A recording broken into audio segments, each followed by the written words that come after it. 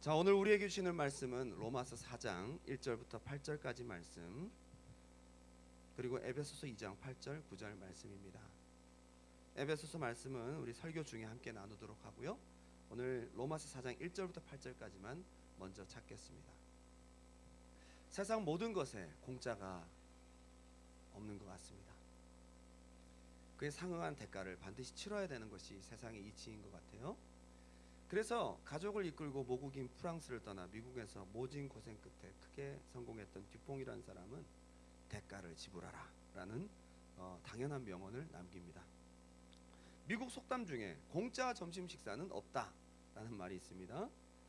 이 말은 모든 것에 반드시 작은 것이든 큰 것이든 대가를 지불해야 된다는 원칙을 설명하고 있는 것입니다. 정말 이 세상에 공짜가 없는 것처럼 보입니다. 모든 것에 어떤 가격이 붙게 마련이고 그것을 가지거나 누릴 때에 그 대가를 꼭 치러야 됨을 우리는 잘 알고 있습니다. 그냥 준다는 것도 불안합니다. 숨은 비용이 반드시 있고 나중에 갚아야 될 의무가 반드시 따라옵니다. 그래서 우리는 심지어 그냥 프리라는 말 자체를 받아들이는 것 자체가 좀 불안합니다. 그래서 프리다, 뭔가 있겠지. 기계값 공짜, 핸드폰 기계값 공짜, 믿어지세요? 여러분 정말 공짜로 준다고 생각하세요? 그런 사람들 별로 없지요. 2년 약정이 딱 붙어요. 그리고 가만히 보면요, 정말 깨알 같은 글씨로 그 뒤에 반드시 그 뒤에 비용이 따라옵니다. 결국은 2년 동안 다 뽑아 먹습니다. 공짜에 대한 신뢰가 점점 없어지고 있습니다. up to 70%인 줄 알고 들어갔다가 up to를 보지 않았어. up to는 작게 돼 있거든요. 70% 이만하게 돼 있어요. 예, 70%만 들어갔다가 낭패를 보는 경우가 가끔 있습니다. 프리만 봅니다. buy one get one free. 근데 가만히 보면 buy two get one free, buy three. 앞에를 잘 봐야 되거든요. 숨겨진 공짜는 조건들이 꼭 있습니다. 공짜를 찾아보기는 정말 힘든 세상입니다. 시장 경제 체제 속에 거의 모든 것들, 특별히 무형의 것, 사람의 지식, 기술, 지위, 인기, 경력, 능력, 명망, 인격, 결혼, 인간의 관계까지도 상품처럼 평가되어서 가격이 붙여지고 계약하고 돈으로 사고 파는 시대가 되고 있습니다. 친구와 점심 식사를 같이 해도요, 밥값과 팁까지 따로 계산하는 야박한 세상이 되어가고 있습니다. 겉으로 캐나다나 미국이 선진국인 것 같지만 어떤 때 보면 인정도 베품도 없는 그런 야박한 사회 같습니다. 이런 시대에 누군가가 큰 것을 기부하고 줄 수 있다. 와, 있을 수 없는 일이다. 감동 그 자체입니다. 찾아보기 어려운 일이니까요. 그러면서도 대부분의 사람들은 계산적이고 이기적인 사람을 참 싫어합니다. 왜 그럴까요? 싫어하는 사람들 10가지 안에 계산적이고 이기적인 사람은 항상 1, 2등을 다툽니다.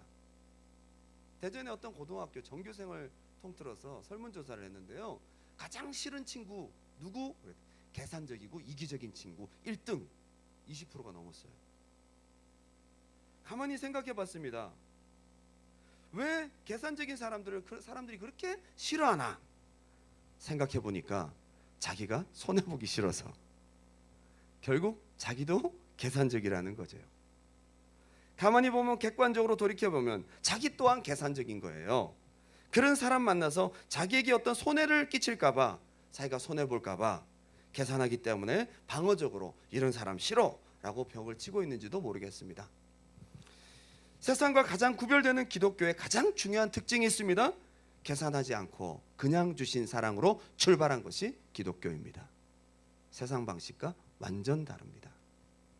사도행전은 하나님의 사랑을 값없이 받은 사람들로부터 교회가 출발됩니다. 그들의 반응이 어떠했을까요? 한번 보겠습니다. 사도행전 2장 44절 다 같이 한번 읽어보겠습니다. 시작.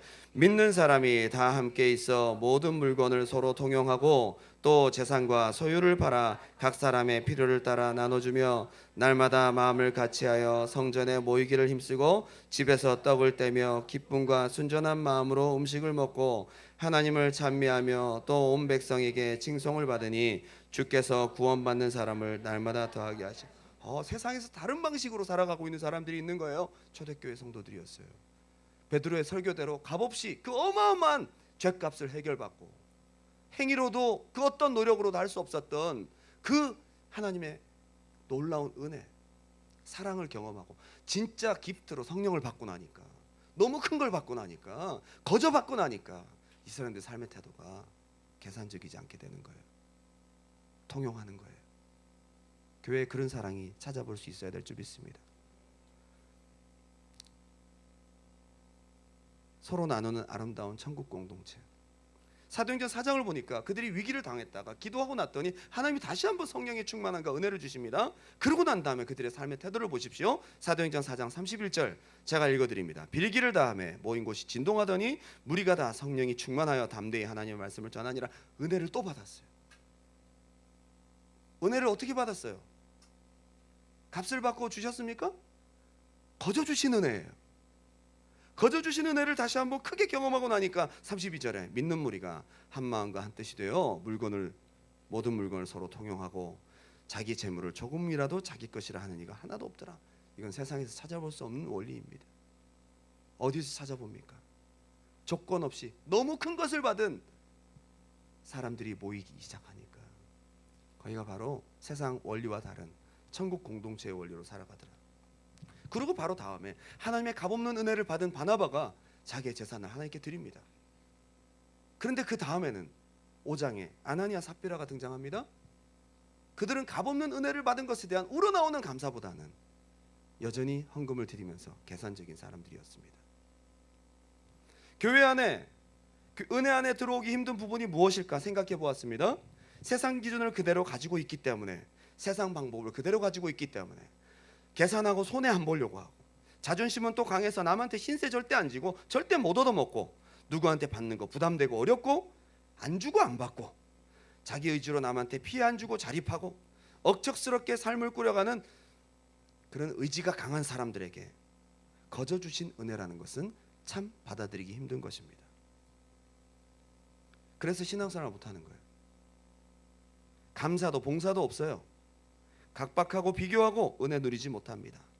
모든 것을 주로 오신 예수님과 그 공동체 안에 제자 12제자 안에 있으면서도 자기가 무언가를 챙기려고 하는 가룟 유다와는 코드가 맞지 않아요. 그 모습으로 인해 공동체에 공로주의와 보상심리가 있고 값없이 주신 크신 은혜를 진짜 누리지 못하고 감사와 충성이 없는 세상적인, 여전히 교회라는 바운더리를 갖고 있지만 값없는 은혜를 받고 누리지 못하는 여전히 계산적인 사람들의 모임으로 말미암아 여전히 교회는 세상적인 모습을 갖게 되는 것입니다. 진정한 은혜 생활의 시작은 무엇인가? 이 크신 은혜를 건강하게 받아들이고 감사함으로 누릴 수 있을 때부터 시작합니다. 할렐루야. 저는 두 가지로 함께 값없이 주신 하나님의 은혜를 나누고자 원합니다. 첫 번째는 하나님이 주신 가장 큰 값없는 은혜는 무엇인가? 우리를 핏값 주고 사셨다는 데 있습니다. 속량하심. 속량이라는 단어를 여러분들이 생소하실까 봐. 핏값 주고 사셨다. 우리를 사셨다는 것입니다. 나 대신 내 영혼을 위해 엄청난 값을 지불하고 사셨습니다. 우리는 신분이 달라졌고 소속이 달라졌습니다. 죄와 사망의 소속에서 생명과 성령의 소속으로 천국 사람으로 바뀌었습니다. 우리를 자기 핏값을 주고 사셔서 영원한 자유를 주셨습니다. 우리가 한 가지 이야기를 생각해 볼 수 있습니다. 노예로 고생하고 있는 보잘것없는 가련한 여인이 언제 죽을지 모르는 파리 목숨으로 살아가고 있습니다. 그 포악한 업주는 모진 매질과 학대를 합니다. 인격적으로 존중해 주지 않습니다. 횡포가 이만저만이 아닙니다. 늘 온몸은 멍이 들어있고 학대를 당하는 한 가련한 여인, 그 여인을 바라보는 덕망 있고 재물이 있는 젊은 신사가 보다 못해 자기의 돈을 들여 그 학대받는 여인을 사서 풀어주려고 합니다. 그 선한 의도를 악용하면서 그 악덕업주는 터무니없는 값을 부르며 그에게 요구합니다. 이만큼은 주셔야 됩니다. 그런데 그 엄청난 대가를 지불을 합니다. 불쌍한 마음 하나 때문에. 그래서 그 여인을 풀어주게 됩니다. 뿐만 아니라 그 선한 젊은 신사가 그가 살 수 있는 집도 제공해주고 공부할 수 있는 학비도 제공해주고 자립할 수 있는 모든 것을 지원해 주면서 값없이 그를 자유하게 베풀어 줍니다. 야, 정말 감동 아닙니까? 뭐 바라고 줬을까요? 너무 고맙죠. 그런데 이것과도 비교도 되지 않는 하나님의 값없는 속량하심이 바로 우리에게 이제 베푸신 은혜라는 것입니다. 죄로 인해 학대받고 영원히 지옥 형벌 속에서 고통받아야 될 불쌍한 인생을 그냥 값도 아니고 금이나 은같이 썩어질 것도 아니고 자신의 목숨으로, 자신의 핏값으로 우리를 구원해 주셨어요. 이 사랑을 받은 사람들이 크리스찬이에요. 이 사랑이 여러분 속에 있습니까? 이게 진짜 감사 속에 마음 가운데 우러나오는 감사로, 믿음으로 있어야 해요. 몸만 교회 다닌다고 그것이 크리스찬이 아니고요, 여러분 속에 이 엄청나게 갚을 수 없는 큰 은혜가 있어야 된다는 것입니다. 이게 크리스찬이에요. 여러분 가슴 속에 있습니까? 이미 받았는데. 목숨값입니다. 돈으로 따질 수 없어요. 그냥 주신 거예요. 로마서 8장 30절 다 같이 읽겠습니다. 시작. 또 미리 정하신 그들을 또한 부르시고 부르신 그들을 또한 의롭다 하시고 의롭다 하신 그들을 또한 영화롭게 하셨느니라. 여기에 인간의 의가 하나도 들어가지 않아요. 하나님이 예정하시고 하나님 부르시고 하나님이 알게 하시고 구원하시고 의롭다 하시고 천국까지 인도하세요. 값이 있습니까? 우리는 천국 갈 자격이 없는데 왜 이렇게 하실까요? 이런 큰 은혜를 죄 문제로 고민하고 죽음 이후의 두려움과 고민으로 실험해보지 않은 사람은 이 감사에 대한 실감이 조금 덜할 수 있습니다. 억만금을 줘도 아무리 노력해도 해결할 수 없는 이 죄로부터의 결박에서 자유함을 내가 어떤 선행과 노력을 해도 감당할 수 없고 해결할 수 없는 그것을 맛본 사람은 거저 주신 구원의 은혜를 감격하며 받아들인다는 것이 조금 실감이 안 갈 수도 있을 것 같습니다. 한 사람을 소개합니다. 지난 금요일에도 잠깐 나눴지만 종교개혁자 마틴 루터라는 사람입니다. 1517년에 부패한 로마 카톨릭으로부터 믿음으로 의로워짐이라는 슬로건을 걸고 개신교가 출발을 하죠. 근데 그는 젊을 때부터 남다르게 죽음에 대한 그리고 내세에 대한 고민과 죄에 대한 많은 갈등과 두려움이 있었습니다. 그는 법과대학을 들어가게 됩니다. 에르푸르트에서 법을 전공하던 대학생 시절 1505년 22살 되던 해에 그런 고민이 늘 있다가 하나의 사건을 만납니다. 부모님을 뵙고 다시 대학으로 돌아가던 중 갑자기 몰아친 천둥과 벼락 그리고 엄청난 비와 바람을 그는 경험하게 됩니다. 그 내려 꽂히는 그 벼락에 자기 친한 친구가 현장에서 즉사합니다. 그걸 바라보면서 두려움을 갖고 있었던 루터가 그 자리에서 그냥 꼬꾸라져 버렸어요. 그러면서 그가 외쳤던 말이 있습니다. 성 안나시여, 성 안나. 하나님을 찾아야지. 예?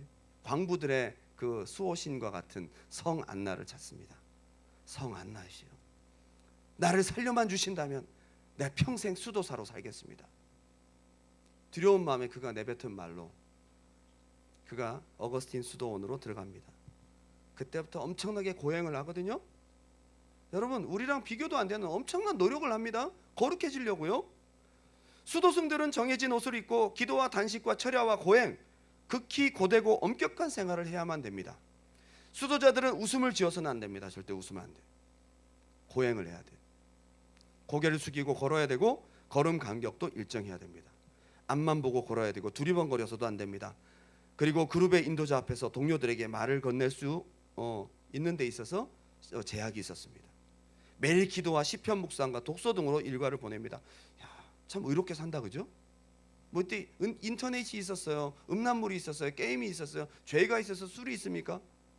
그렇게 살면 거룩해져야죠. 수도자들은 새벽 2시에 일어나서 하루 일과를 출발합니다. 각자 독방에서 성경과 거기에 규칙을 읽고 6시까지 자신의 방에 머물다가 종이 울리면 6시에 기도회를 갔습니다. 이어서 9시에 미사를 드리고 12시에 또 미사를 드리고 그날의 첫 식사를 12시 미사가 끝난 다음에 처음 먹습니다. 그러니까 새벽 2시부터 12시까지 금식.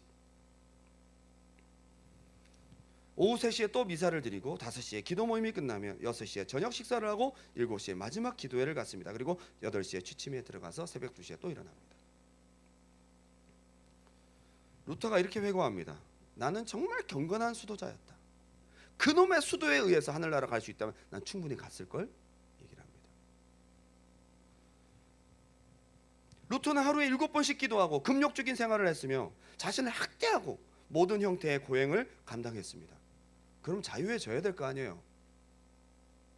그는 경건을 훈련했고 신학적 연구에 몰두했습니다. 그는 수도원 생활에 마음과 몸을 더 쏟아부었습니다. 그런데도 자유함이 없었다는 거예요. 그는 로마로 돌아와서 사제가 된 다음에도 라테란 성당을 찾아가 그곳에 있는 28개의 계단, 빌라도의 계단이라는 곳을 무릎으로 오르내리며 거기 입 맞추고 한 번 오르내릴 때마다 주기도문을 하면서 그렇게 열심히 고행을 합니다. 자유함이 없습니다. 그는 더더군다나 죄의 유혹을 이기지 못하고 실패합니다. 인간의 공적이 하나님을 만족시킬 수 없다는 결론에 도달하면서 그는 엄청나게 낙담합니다. 산상수훈도 너무 어려운 거예요. 이걸 어떻게 지키란 말인가. 하루에도 몇 번씩 고해성사를 했습니다. 그의 담당 사제가, 루터를 맡은 담당 사제가 너무 괴로워했어요. 한 번 고해성사하면 6시간 할 때도 있고 6시간. 여러분 그 맡은 사제가 힘들었겠죠. 억하면 찾아와. 그리고 한 번 붙들면 1시간, 2시간, 6시간.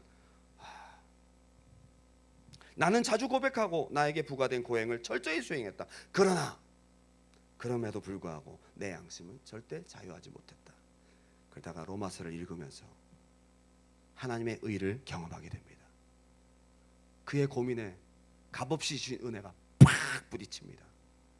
여러분 값이 없다고 해서 무가치한 것이 아니에요.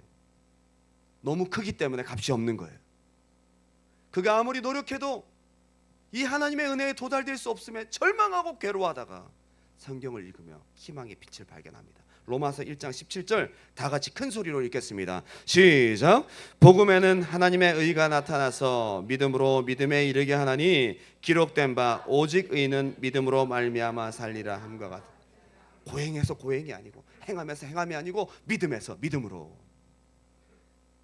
복음에는 뭐가 나타난다고요? 우리의 선행과 공적이 아니고 하나님의 의가 나타나서 믿음으로 믿음에 이르게 하나니. 오직 의는 뭘로 산다고요?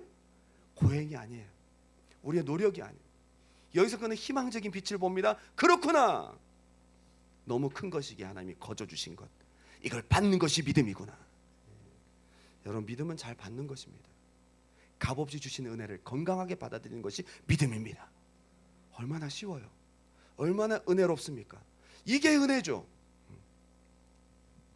믿음으로 믿음에 이르는구나. 그래서 요한복음 1장 12절에 이렇게 얘기를 합니다. 다 같이 읽겠습니다. 시작.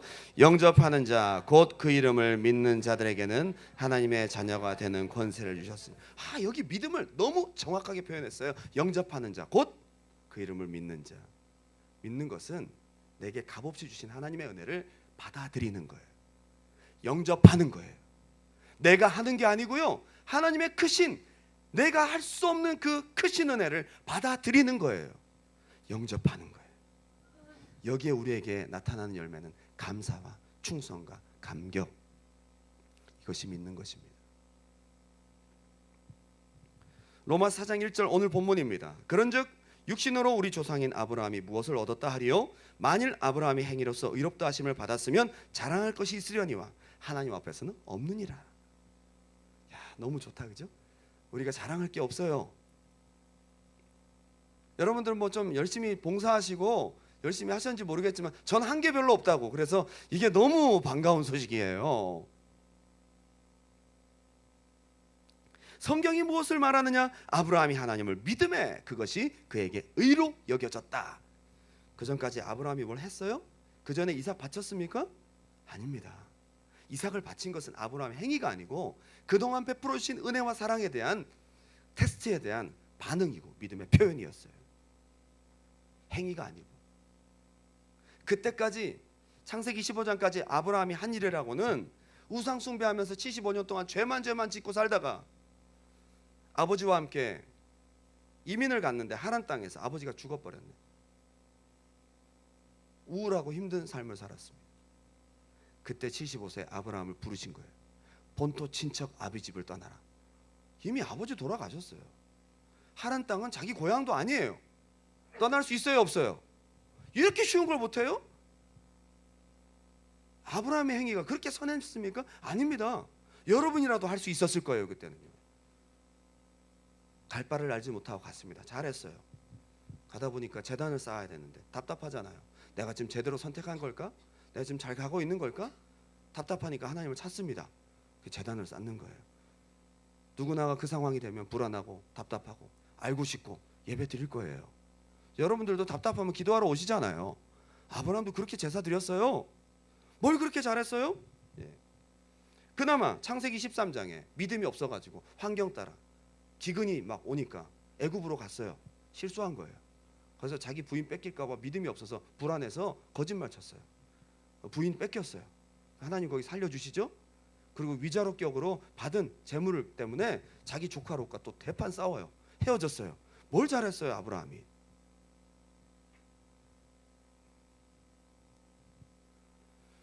그런데 하나님이 롯이 떠난 다음에 상한 아브라함의 마음 가운데 찾아오셨어요. 자, 하늘의 별을 봐라.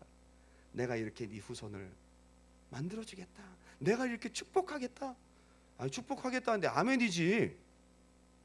아브라함이 믿음에. 다른 방법 있어요? 믿을 수밖에 없지. 아브라함의 믿음에 그것을 그의 의로 여기셨나니. 여러분, 우리를 사랑하셔서 부르시고 우리를 위해 죽으셨대요. 우리를 천국 백성 만들어 주셨대요. 아멘 하시기 바랍니다. 예, 이걸 받아들이고 영접하는 자가 믿는 자다.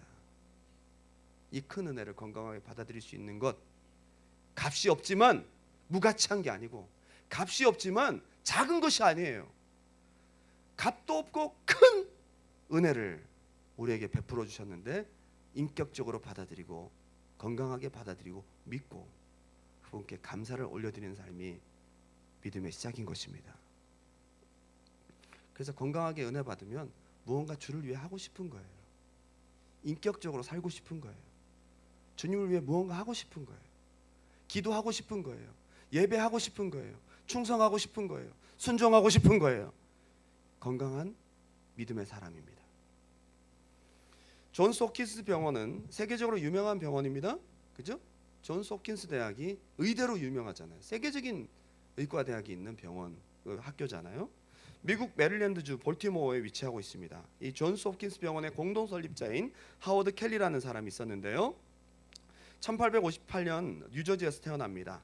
설탕 도매상인 아버지와 청교도 목사의 딸인 어머니 사이에서 외아들로 태어납니다.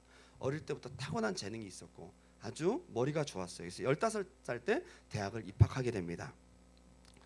그는 그 유명한 존스 홉킨스 병원의 창립 멤버로 30년 동안 창의적인 수술법과 방광경, 그러니까 오줌볼을 들여다보는 내시경을 비롯한 많은 수술 도구를 발명했고 제왕절개 수술을 처음으로 성공한 사람입니다. 코카인 마취를 도입했고요. 라듐을 이용한 동위원소 치료를 미국에 처음으로 실행해서 유럽에 비해 떨어졌던 이 의술을 확 올렸던 사람. 굉장히 미국 의술에 큰 공헌을 한 유명한 사람입니다. 1880년 늦은 봄 어느 날 그는 대학생이었을 때 너무너무 가난했어요. 그래서 자전거로 시골을 돌아다니며 방문 판매를 하고 책도 팔고 했는데 학비를 벌고 있었는데 그날따라 물건이 하나도 팔리질 않는 거예요. 너무 배가 고픈 거예요. 배고픔에 지쳐서 그가 말도 할 힘이 없어서 그 시골의 어느 집 문을 두드립니다. 밥이라도 한 끼 얻어먹고 가자. 문을 두드렸더니 어느 아름다운 소녀 하나가 나옵니다. 그래서 내가 너무 배가 고픈데 밥을 달라고는 못하겠고 물이라도 한 잔 달라고 했어요. 그 소녀가 들어가더니 큰 머그컵에다가 우유를 잔뜩 담아서 줍니다. 그래서 너무 고마워가지고 이걸 내가 돈을 얼마를 좀 줘야 되겠는데 그랬더니 안 주셔도 돼요. 저희 어머니께서 늘 저에게 좋은 일을 하거든 절대 대가를 바라지 말아라 라고 말씀하셨거든요. 눈물겨운 그 우유 한 잔을 받아 마시고 그는 마음속에 고마움을 가지고 그들과 헤어지게 됩니다. 시간이 많이 흘렀습니다. 켈리에게 친절을 베풀었던 이 여인이 뱃속에 큰 혹이 생기는 병을 얻어서 치료를 받기 위해서 하워드 켈리가 있는 병원에 오게 되었습니다. 그때는 이미 하워드 켈리가 그 병원에서 상당히 위치가 있는 사람이 되었어요. 그리고 회진을 돌던 켈리가 그 여인을 알아봐요. 그리고 수술과 모든 의술을 동원해서 그 여인을 살리기 위해서 몸부림칩니다. 그리고 퇴원할 때가 되었습니다. 잘 치료받고 이제 퇴원할 때가 되었습니다. 오랜 기간 병원에 있었거든요. 그 여인은 잘 살지 못해서 병원 비용이 너무 많이 나올 거다라고 생각하고 두려워했습니다. 얼마나 나왔을까? 병원으로부터 하나의 봉투가 왔습니다. 열어보면서 영수증 봉투를 생각하고 있었는데 딱 열어보니까 손글씨로 쓴 간단한 편지 한 장이 들어있습니다. 켈리가 쓴 편지였습니다. 당신의 치료비는 여러 해 전 저에게 베푼 우유 한 컵으로 모두 다 지불되었습니다. 그 값이 우유 한 잔 같을까요? 사실상 공짜죠, 그죠? 하나님의 은혜가 이와 같은 것 같습니다. 이처럼 우리의 우유 한 잔 같은 날 위해 죽어주신 주님에 대한 우리의 마음을 열고 믿음을 가진 그것 하나 때문에 값없이 어마어마한 죄값을 모두 지불해 주신 하나님의 은혜, 그 은혜로 우리가 신앙생활을 하는 것입니다. 에베소서 2장 8절 9절 오늘 본문입니다. 다 같이 한번 읽겠습니다. 시작. 너희는 그 은혜에 의하여 믿음으로 말미암아 구원을 받았으니 이것은 너희에게서 난 것이 아니요 하나님의 선물이라. 행위에서 난 것이 아니니 이는 누구든지 자랑하지 못하게 하려 함이라. 너무 커서 돈을 받고 팔 수가 없어요. 너무 커서 대가를 받을 수 없어요. 너무 커서 그냥 줄 수밖에 없는 것입니다. 이것이 바로 예수 그리스도의 십자가 구원. 심지어 세상 다른 모든 종교들은 세상에 공짜가 없다라는 고정관념에서 벗어나지 못했습니다. 권선징악과 인과응보에 기초한 종교들입니다.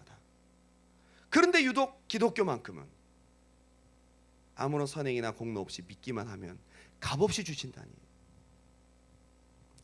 여러분, 이걸 정말 믿음으로 받아들이고 누리시는 여러분 되시기 바랍니다. 네, 우리는 속량 받았고요, 평생 신세가 바뀐 사람입니다. 내가 사랑받았고 있으면서 누리지 못하는 것 불행입니다. 여러분 마음 가운데 그 은혜가 있기 바랍니다. 두 번째는 거저 주시는 큰 은혜입니다. 마음 문을 열고 밝은 눈으로 세상을 자세히 들여다보면 놀랍게도 우리 삶 주변에는 너무나 많은 공짜가 있습니다. 사실은 그 공짜들은 그냥 쓸모없는 것들이 아니고 상당히 귀하고 아름답고 신비한 것들입니다. 넘실거리는 바다 위로 장엄하게 타오르는 붉은 태양, 아침 이슬에 젖은 분홍색 장미의 향기, 높고 푸른 하늘 위로 배처럼 지나가는 흰 구름, 저녁 노을 꿈을 찾아가는 새소리, 반짝이는 보석처럼 밤하늘을 온통 장식한 별들. 이걸 볼 수만 있다면 공짜지만 너무 귀한 겁니다. 우리 가까이 계절 따라 아름답게 피는 꽃들, 춤추는 나비와 벌, 수 없는 곤충과 크고 작은 동물들, 그리고 이제 곧 찾아올 하나님이 그리시는 가을의 수채와 단풍. 옛말에 양잿물이면 공짜도 마신다, 공짜면 양잿물이라도 맛있다 라는 말이 있습니다. 유대인들의 꼬부랑 코가 유난히 큰 이유는 공기가 공짜이기 때문이다. 공짜는 이렇게 다 좋아해요? 매 순간 우리가 살아가는데 꼭 필요한 공기는 공짜고요, 원래 물도 공짜인데 그걸 필터링하고 하는 그 수고 비용으로 물값이 들어가는 거죠. 맞죠? 심장이 작동하는 엔진, 여러분 지금 심장 뛰고 계시죠? 공짜. 보일러 36도 오브 보일러가 공짜다. 어쩌면 이렇게 사시사철 작동이 안 멈추는지 모르겠어요, 그죠? 고장이 안 나. 야, 여러분 필터링 여과기가 있는데요, 하나는 폐고 하나는 신장이에요. 여러분 여과기, 아주 고성능 여과기가 달려 있어요. 공짜. 우리 생명은 어디서 왔을까요? 누구나 표를 사지 않고 인생극장에 입장합니다. 여러분의 인생극장에 여러분 돈 내고 들어왔어요? 그냥 태어났잖아요. 물론 그것 때문에 불행할 때도 있지만 공짜로. 누울 자리나 마셔야 될 젖을 미리 구입하지 않고 돌보아줄 사람을 선정하지도 않은 채 아! 하고 태어났어. 우리가 전에 한 번도 본 일이 없었던 어머니와 아버지라는 사람들이 밤낮 먹이고 입히고 재우고 놀아주며 길러주셨습니다. 출산비, 보육비, 교육비, 가끔가다 앰뷸런스, 의료비, 수고비 따지면 얼마를 갚아야 될까요? 우리가 부모님 은혜 감사하다고 하지만 사실상 다 프리잖아요. 공짜. 결국은 다 하나님으로부터 온 공짜 서비스들 아닙니까? 이걸 일반 은총이라고 얘기를 하는 거죠. 얼마나 감사합니까? 근데 마귀는 우리의 죄의 즐거움과 쾌락을 잠깐 주고는 그걸 계속 요구하고 우리에게 청구합니다. 우리에게 정죄를 주고. 근데 하나님은 다 공짜예요, 우리한테. 하나님이 우리에게 주신 것 자체가 다 공짜라고요. 하나님이 우리에게 거저 주십니다. 거저 주셔요. 예. 에덴 동산도요, 다 만들어 놓고, 놀이터 다 만들어 놓고 아담을 거기에 두시고 마음껏 즐겨라?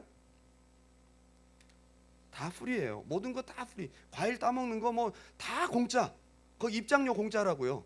자유이용권 공짜. 그런데 그 모든 공짜 서비스와 은혜를 발로 차버리고 선악과 따먹고 배신하잖아요, 하나님을. 그래서 그에게 내린 저주가 뭐냐? 이제 공짜 아니다. 땀 흘려야 수고해서 먹고 살아야 돼. 공짜 아닌 걸 알게 하십니다. 여러분, 공짜 아닌 걸 알고 난 다음에 다시 특별 은총을 경험시켜 주십니다. 죄짐을 타고 나는 우리에게 하나님이 주신 또 다른 값없는 너무너무 큰 특별 은총의 공짜가 있어요. 이게 기독교의 진수인데, 죄 많은 이 세상의 사람들을 위해 자신의 분신인 하나뿐인 아들 예수 그리스도를 죄값으로 희생시키시고 그걸 믿기만 하면 주시는 공짜, 값없는 은혜. 값을 아는 여러분 되시기 바랍니다. 이 극진한 사랑과 도저히 값으로 따질 수 없는 이 공짜 서비스를 우리는 어떻게 감당할 수 있을까요? 이걸 은혜라는 표현으로 우리는 치부해 버리지만 그게 얼마나 큰 것인지를 우리가 알아야 된다는 겁니다. 그렇게 크신 은혜를 물과 피 한 방울 남기지 않고 다 쏟아 부어 주셨음에도 불구하고 그것도 모자라서 우리가 못 알아듣고 못 먹을까 봐, 못 믿을까 봐 성령을 보내시고 이 시간 여러분들이 세워서 목사에게 알게 하시고 이것을 여러분 찾아 먹으라고, 받아 먹으라고, 믿으라고 말씀하고 계십니다. 과학 문명이 발달한 현 시대에 공짜가 없는 이 세상에서 황당하게 들리는 이 예수 이야기를 과연 얼마나 많은 사람들이 알 수 있을까요? 공짜는 가짜가 아닐까? 현실적인 얄팍한 생각으로 분석하고 과학적으로 따지고 의심하고, 여러분 오늘 그 모든 생각들을 내려놓고 값은 없지만 그 크신 은혜를 우리 심령 가득히 채워서 은혜 생활하시기 바랍니다. 이게 안 되니까 여러분 믿음 생활하다 시험 드는 거예요. 본전 생각나요. 그 크신 은혜를 내가 거저 받지 않았기 때문에 교회에서 비교하고 시기하고 질투하고. 로마서 4장 4절 오늘 본문입니다. 일하는 자에게는 그 삭시 은혜로 여겨지지 아니하고 보수로 여겨지거니와 이를 아니할지라도 경건하지 아니한 자를 의롭다 하시는 이를 믿는 자에게는 그의 믿음을 의로 여기시나니 일한 것이 없이 하나님께 의로 여기심을 받는 사람의 복에 대하여 다윗이 말한 바 죄값을 용서받는 사람은 복이 있다. 죄의 수치를 가리우는 사람은 복이 있다. 일을 안 했는데, 우리가 일을 안 했는데, 우리가 뭔가 덕이 없는데, 행위가 없는데 공짜로 값없이 주신 은혜를 받는 사람은 복이 있다. 우리가 이런 하나님을 떠나서 살 수 있을까요? 우리는 값없이 누리는 하나님으로부터 오는 많은 것을 누리다가 이제 천국과 지옥으로 갈라지게 되는데, 천국은 정말 값없이 영원한 것을 누리는 곳입니다. 이곳에서도 누리지 못하는 사람이 어떻게 천국 가요? 지옥은 안식이 없는 곳입니다. 거기는 다 지불해야 돼요. 부자가 지옥에 떨어져서 물 한 방울을 요구합니다. 물 한 방울. 근데 그 거절당합니다. 안 줍니다. 천국은 모든 것이 다 프리. 이곳에서 하나님의 은혜를 값없이 누릴 수 있는 사람만 감수할 수 있습니다. 여러분 누리시기 바랍니다. 천국은 성령께서 우리를 오라 하시며 값없이 생명수를 마실 수 있는 곳이라고 말씀하고 계십니다. 지금 오는 시험과 환난과 어려움은 우리에게 크고 값없이 주신 엄청난 은혜에 비해서 아무것도 아닙니다. 크신 은혜를 알고 누리는 사람은 모든 시험을 넉넉히 이길 수 있습니다. 로마서 8장 16절부터 18절까지 우리는 상속자다라고 얘기를 합니다. 그리고 넉넉히 이길 수 있다. 결론을 맺습니다. 여러분 아놀드 파마라는 이름을 들어보셨을 것입니다. 양산, 티셔츠, 바지 꽤 비싸요, 그죠? 저는 아놀드 파마가 옷 이름인 줄 알았는데 알고 봤더니 유명한 레전더리한 골프 선수더라. 전설적인 프로 골프 선수였습니다. 잭 니클라우스와 함께. 잭 니클라우스도 저도 이름인 줄 알았어요. 옷 이름 얼마나 비쌌는지. 제가 고등학교 때면 1990년 89년도 고등학교 때, 그때 저희 학교 짱인 애가 입고 다니는 게 잭 니클라우스. 아니 고등학생이 청바지 안 입고 아저씨들 입고 다니는 그 체크무늬 기지 바지를 입고 폼 잡고 다녀요. 거기 보니까 누런색 고음 표시가 돼 있어. 뭐 이런 걸 입고 다녀. 그랬더니 야 이거 99,000원짜리야. 그때 99,000원이면 여러분 와 어마어마한 돈이에요. 그때 히포 바지가 10,000원 할 때 히포, 예? 뱅뱅 8,000원 할 때 99,000원. 조다시 12,000원. 기억하세요? 저랑 세대가 다르니까 얘기가 안 통하네. 조다시를 기억을 못 하시다니. 말머리 이렇게 그려져 있는 거 12,000원. 뱅뱅 99,000원짜리 잭 니클라우스. 알고 봤더니 이 사람도 골프 선수였더라. 두 사람이 굉장히 레전드예요. 그런데 각종 프로골프 대회에서 가장 많이 1위를 한 선수입니다. 2016년도에 돌아가셨어요. 골프 스포츠 대중화에 크게 기여를 했고 300개 이상의 골프장을 디자인합니다. 독창적으로. 그리고 그가 개최한 골프 대회가 아놀드 파마 인비테이셔널. 이게 아주 메이저급 대회가 된 거죠. 그가 유명하게 한참 현역 시절에 사우디아라비아에서 시범 경기를 한 적이 있었습니다. 그의 열렬한 팬이 누구였냐? 사우디 국왕이었어요. 그래서 한번 와달라고 전용기를 보냅니다. 그 전용기 혼자 타고 가요. 가서 며칠 동안 골프도 치고 함께 즐거운 시간을 보냅니다. 그리고 개인 레슨도 해줘요. 아놀드 파머의 매너와 경기에 강한 인상을 받은 국왕이 그에게 선물을 주고 싶다는 뜻을 전해왔습니다. 그래서 이제 돌아갈 때가 돼서 자신의 전용 비행기에 딱 올라타고 있는데 그를 세워서 얘기를 합니다. 나 당신에게 선물 주고 싶소. 그랬더니 극구 사양합니다. 아놀드 파마가. 제가 이곳에 초청받아서 이렇게 할 수 있다는 것도 큰 영광입니다. 안 주셔도 됩니다. 국왕이 기분 나쁘다는 거, 물러나지 않아. 자기가 이걸 안 받으면 너무 마음이 상할 것 같다고 얘기를 합니다. 그렇다면 골프채를 선물해 주십시오. 얘기를 했습니다. 그래서 기다렸습니다. 내심 마음 한구석에는 어떤 골프채를 보낼까? 내 이름을 새긴 순금 골프채? 다이아몬드 보석이 박혀있는 골프채. 세계 최고의 부자가 나한테 골프채를 선물한다면 어떤 골프채를 줄까? 기다렸습니다. 마침내 몇 주 후에 사우디 왕의 서명한 편지가 도착을 합니다. 에게 편지가 왔어. 소포가 올 줄 알았더니 편지가 온 거예요. 기대하던 골프채는 어디 가고 달랑 편지 한 장이라니 실망하며 봉투를 열었습니다. 열어보니까 왕의 사인이 몇 장이 들어간 서류가 있는데 사진이 붙어 있어요.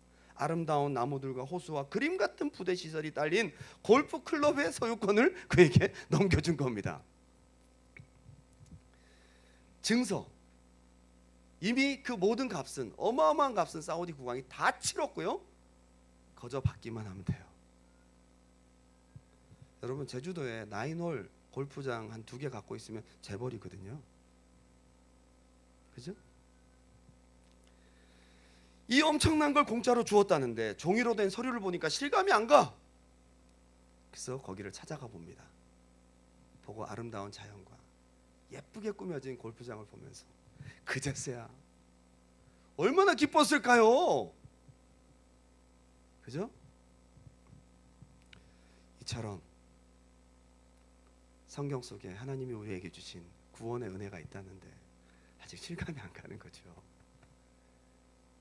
누려야 되는데 오늘 아침에 일어나면서 제 마음 가운데 북받치는 감사가 있었습니다.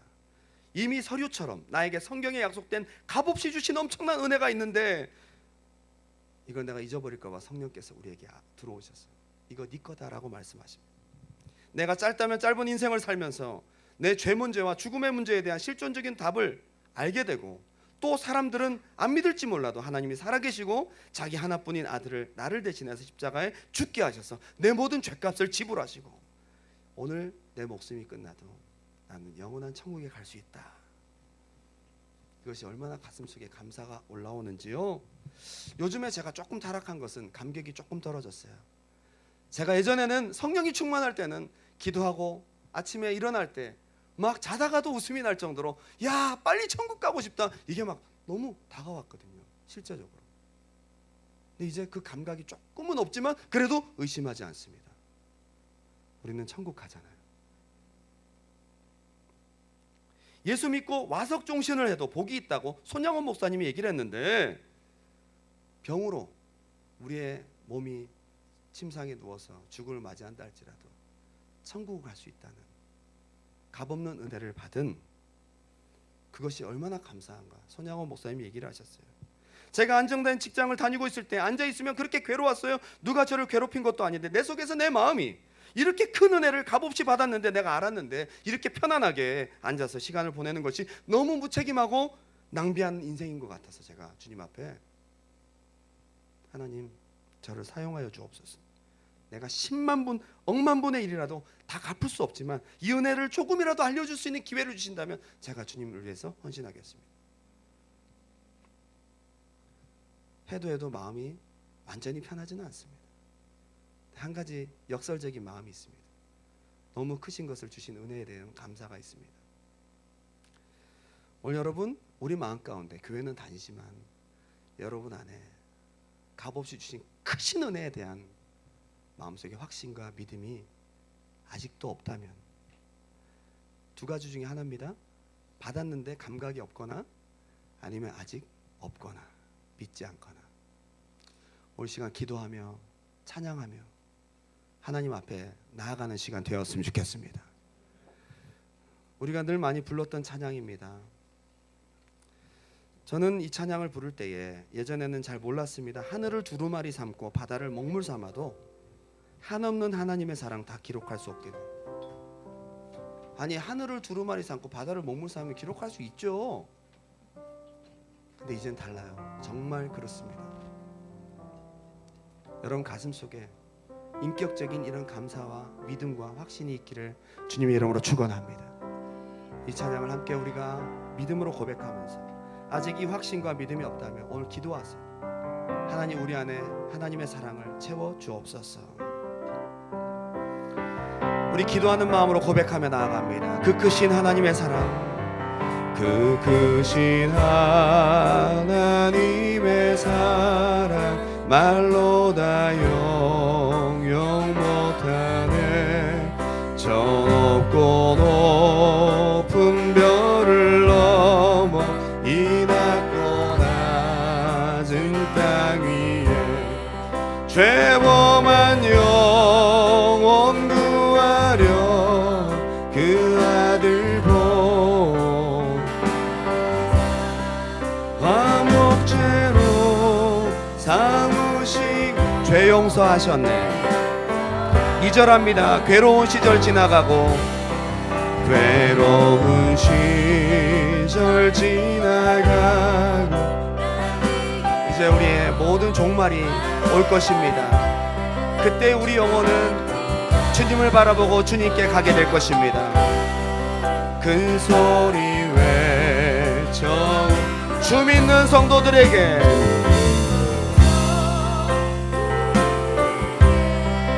큰 사랑 베푸사 우리의 죄 사했으니 그네이 하나님 크신 사랑은 하나님 크신 사랑은 증량다 못하네. 영원히 변치 않는 사랑 하늘을 두루마리 삼고 바다를 먹 한없는 하나님의 사 우리를 구원하신 그 은혜를 우리 가슴으로 가지고 고백합니다. 하나님의 크신 사랑 그 어찌나 쓸까 저 하늘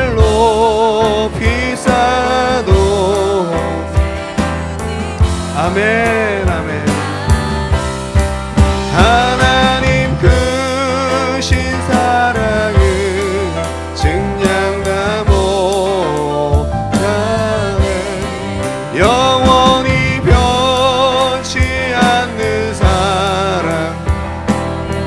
믿음으로 고백합니다. 하나님 크신 사랑, 하나님 크신 사랑. 여러분 안에 예수 그리스도의 생명이 있다면 이 시간 믿음으로 고백하세요. 우리 마지막으로 고백합니다. 하나님 크신 사랑은, 하나님 크신 사랑은 증량다 못하네. 영원히 변치 않는 사랑, 성도여 찬양하세. 여러분 이 시간 자신에게 한번 오늘 진중하게 질문하십시오. 하나님의 아들 예수 그리스도께서 누구를 위해 죽으셨습니까? 하나님이 누구를 위해서 이 땅에 아들의 생명을 보내시고 하나뿐이 없는 독생자 아들을 이 땅에 보내셨습니까? 누구 때문에? 그게 나라고 믿어지시면 여러분 가슴에 손을 놓고 한번 기도하셨으면 좋겠어요. 그 구원의 감격과 그 크신 은혜에 대한 감사가 내 마음 가운데 아직 감동으로 살아있지 않다면 하나님 새롭게 하여 주시옵소서. 이 크신 은혜를 받고도 우리 심령이 반응하지 아니하고 우리가 믿지 아니하고 남의 일처럼 남의 사건처럼 여전히 밖에 있는 사건처럼 머리로만 지식으로만 이해하고 있는, 어떻게 이 큰 사랑을 머리로만 이해할 수 있습니까? 하나님이 당신을 위해 죽으셨는 거예요. 오늘 시간 그 은혜에 감사해서 나의 삶을 주님께 드리는 그런 은혜와 결단이 있길 바랍니다. 아직 예수님이 날 대신해서 돌아가셨다는 그런 믿음과 확신이 없는 분들은요, 하나님이 당신을 위해서 너무 마음 아파하고 계세요. 당신을 위해 주셨거든요. 이미 주셨거든요. 근데 왜 여러분 믿지 않습니까? 감격이 없습니까? 당신이 그 주인공인데. 오늘 이 시간 하나님, 내가 구원받은 은혜의 감사로 살아가게 도와주시고 이 크신 은혜를 받은 사람으로 누리며 살게 도와주시옵소서. 여러분 예수 믿는다면 행복하셔야 됩니다. 여러분에게 오는 크고 작은 문제들, 이 눈앞에 보이는 크고 작은 어려움들에 흔들리지 아니하고 이 크신 은혜로 이 모든 것들을 넘어갈 수 있어야 합니다. 주여 나에게 믿음을 주시옵소서. 이 크신 은혜, 값없는 은혜, 감당할 수 없는 은혜, 이것이 우리 심령 가득히 채워져서 이 세상을 이기며 누리며 살아가게 도와주시옵소서. 우리 주님의 이름 한번 뜨겁게 부르고 기도합니다. 주여.